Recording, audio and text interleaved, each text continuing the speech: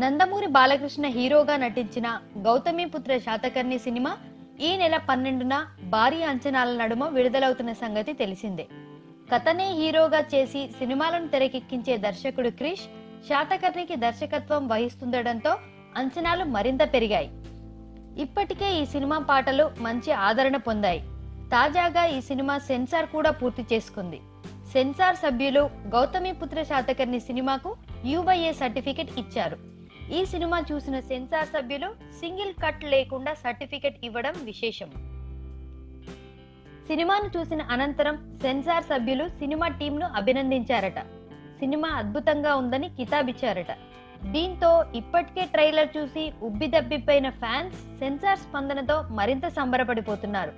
Sankranti hero బాలయ్యేనని confirm చేస్తున్నారు.